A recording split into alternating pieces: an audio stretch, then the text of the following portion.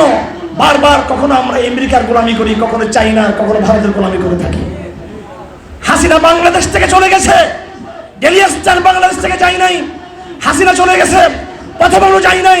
হাসিনা চলে গেছে, ওই কোরআনগার নাস্তিক বেয়াদব সাংবাদিকরা এখনো বাংলাদেশ ত্যাগ করে নাই। হাসিনা চলে গেছে, ভারতের এজেন্ট এবং দালালরা, রয়েল নিয়োগপ্রাপ্ত লোকরা এখনো বাংলাদেশ তারা ত্যাগ করে নাই। তারা সেনাবাহিনীতে কিছু কিছু জায়গায়, গোয়েন্দা সংস্থার কিছু কিছু জায়গায়, বিভিন্ন বাহিনীর জায়গায় এবং আমলাতন্ত্রের বিশাল অংশ জুড়ে আর সাংস্কৃতিক জগতের পুরো অংশ জুড়ে এখনো বহাল তবিয়ত রয়েছে।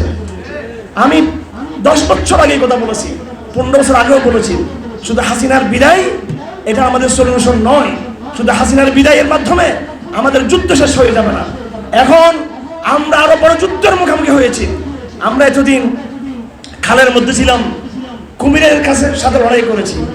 কুমিরের সাথে লড়াই করা যায়, কিন্তু এখন আমরা কুমিরের পেট থেকে বের হয়ে সুন্দরবনের জঙ্গলে পড়েছি, এখানে বাঘ ভাল্লুক রয়েছে। এখানে এই শক্তির মোকাবেলা কেমনে করবেন আপনারা? আমার ভাইয়েরা, আমাদের তৌহিদি জনতা অনেক স্লোগান তুলতেছেন, বাংলাদেশে বিভিন্ন ব্যানারে অনেক সমাবেশ হচ্ছে, কেউ মন্ত্রী এমপি হওয়ার স্বপ্ন দেখতেছেন, কিন্তু আপকামিং আমাদের জন্য যে থ্রেট, আগামী দিনে আসন্ন যে আমাদের জন্য বিপদ রয়েছে, আমি নাম ধরে বলতে চাই, সেই বিপদ হচ্ছে ভারতের পক্ষ থেকে। এবং ভারত কোনোদিন এই বাঙালি তৌহিদের জনতাকে ছাড় দিবে না।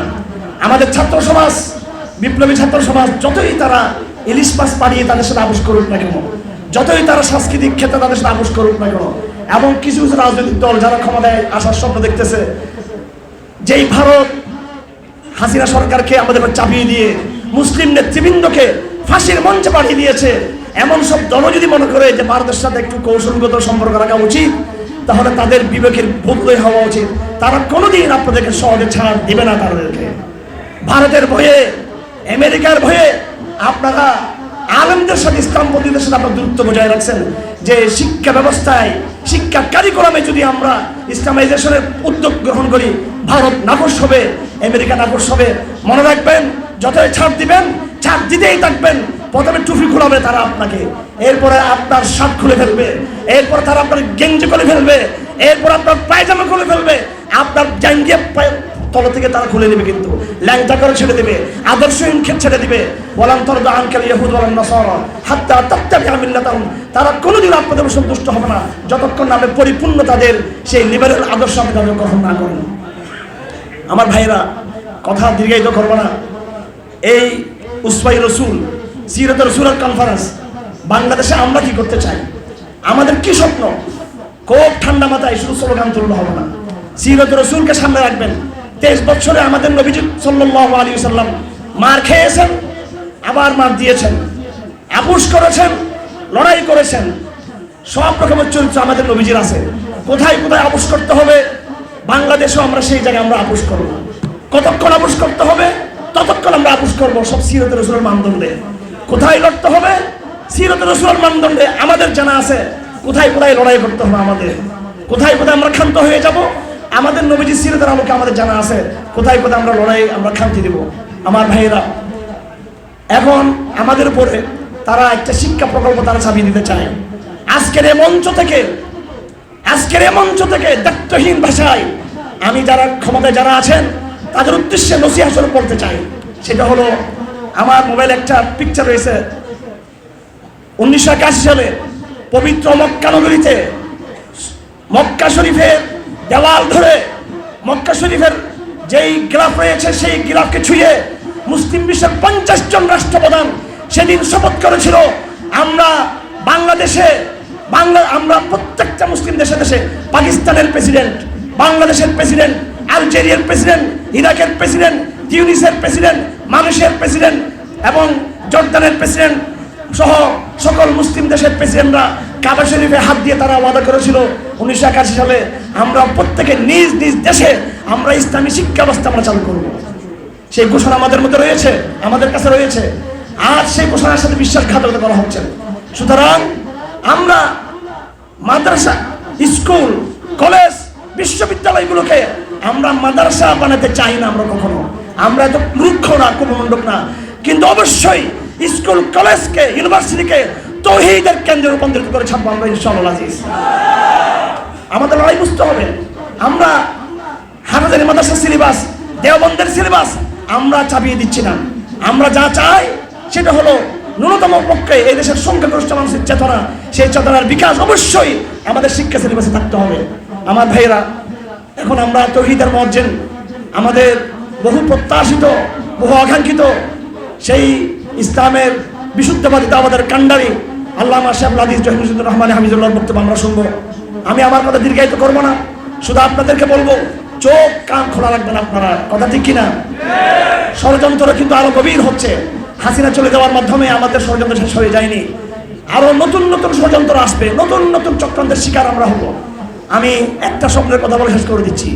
কয়েকদিন আগে আমি স্বপ্ন দেখেছি, এই যে সমুদ্রের যে বেড়িবাঁধ থাকে, বেড়িবাঁধে অনেকগুলো পাথর থাকে, পাথর বড় বড়। এই পাথরের গর্তে গর্তে অনেকগুলো বড় বড় সাপ লুকিয়ে আছে, সাপ লুকিয়ে আছে। উপরে কোনো সাপ দেখা যাচ্ছে না, কিন্তু গর্তের ফাঁকে ফাঁকে সাপ লুকিয়ে আছে।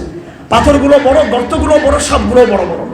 সুতরাং এই স্বপ্নের মাধ্যমে মেসেজ স্পষ্ট, সাপ গর্ত লুকিয়ে আছে, সাপ কিন্তু সাপের মাথায় কিন্তু আঘাত আসেনি। সমস্ত সাপ, এগুলো আমি চিনি, আমি জানি কারা কোথায় কোথায় ঘাপটি মেরে আছে। প্রত্যেকটা সাপ একটা একটা করে মাথা তুলতেছে কিন্তু এখন।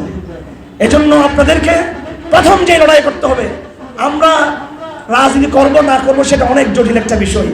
এখন বিএনপি জানা তার ভবিষ্যৎ কি, জামাত জানা তার এখন ভবিষ্যৎ কি হবে। আমাদেরকে রাজনৈতিক লড়াইয়ের আগে প্রথম যে লড়াই করতে হবে সেটা হচ্ছে আকীদার লড়াই, আদর্শের লড়াই, সামাজিক আন্দোলন, তৌহিদের আন্দোলন, আবার সাংস্কৃতিক লড়াই আমাদেরকে করতে হবে। আগামী দিনে বাংলাদেশ যারা পলিসি বিনির্মাণ করবে, রাষ্ট্রশক্তি, সেই রাষ্ট্রশক্তিকে প্রভাবিত করতেছে এনজিওরা, সাংবাদিকরা, বুদ্ধিজীবীরা। আপনারা যেটা করবেন সেটা হলো আপনি নজরদারি করবেন মিডিয়ার উপরে, সাংস্কৃতিক জগতের উপরে, সুশীলদের উপরে, এনজিওদের উপরে, যাতে এরা কোনোভাবে বর্তমান সরকারকে প্রভাবিত করতে না পারে। এটা আমাদের প্রধান কাজ হবে। এই মুহূর্তে আপনি রাজনীতি করবেন, ইলেকশন করবেন, সব আগামী পর্বের জন্য জমা থাকুক। সেটা আমরা সাংস্কৃতিকভাবে যত শক্তিশালী হব, বিশ্বাসের জায়গায় যত শক্তিশালী হব, যত বেশি আমরা আমাদের সাংস্কৃতিক শত্রুদেরকে আমরা দুর্বল করতে পারবো, তত বেশি আমাদের রাজনৈতিক সাফল্য আমরা আশা করতে পারবো। আর না হয় রাজনৈতিক সাফল্য অর্জন করে আবার কিন্তু আমরা সেই জায়গায় আমরা পরাজয় বরণ করতে আমরা বাধ্য হবো। আমরা সেজন্য আপনাদের সকলের প্রতি আমার অনুরোধ থাকবে, আপনারা খুব বেশি বেশি করে এই সময় যাতে আপনারা উত্তেজনার ভাষায় কথা না বলে, খুব জেহাদের কথা বলতেছেন, ঠিক আছে, জেহাদের কথা বলতে হবে না, জেহাদ সময় মতো হয়ে যাবে এবং পরিস্থিতি কিন্তু সেই দিকে গড়াচ্ছে। ভারত ছাড় দিবে না, আমেরিকা ছাড় দিবে না, মায়ানমার ছাড় দিবে না। অনেক কথা, মায়ানমার একটা বিদ্রোহী গোষ্ঠীর জন্ম হয়েছে আরকান আর্মি নামে, এবং ইতিমধ্যে তারা বাংলাদেশের বিভিন্ন অঞ্চলে তারা ঢুকে পড়ার চেষ্টা করতেছে। আগামী দিনের লড়াই অনেক কঠিন লড়াই হবে। একই সাথে সাংস্কৃতিক, রাজনৈতিক, সামরিক বহুমুখী লড়াই আপনাদের সামনে আসতেছে। সেই লড়াইগুলো প্রজ্ঞার সাথে, সমরের সাথে, ধৈর্যের সাথে, দাওয়ার ভাষায়, জিহাদের নিয়তে, সামগ্রিক চেতনা নিয়ে সেই লড়াইয়ের জন্য আপনাদের সকলকে প্রস্তুত থাকতে হবে। ময়দান ছাড়া যাবে না, পাহারা দিতে হবে, এবং তৌহিদের যারা মুয়াজ্জিন এদের সাথে আপনাকে ক্যামেরাবদ্ধ থাকতে হবে। আল্লাহ পাক বলেন, ইয়া আইয়ুহাল্লাযীনা আমানু তাকুল্লাহ ওয়া কুনু মা'আস সাদিকিন। এই আয়াতের মর্মার্থ বুঝতে হবে। ধন্যবাদ সকলকে। ওয়া আখিরু দাওয়ানা আলহামদুলিল্লাহি রাব্বিল আলামিন ওয়া সাল্লাল্লাহু তাআলা আলা খায়রি খালকি মুহাম্মদ ওয়া আলিহি ওয়া সাহবিহি আজমাইন।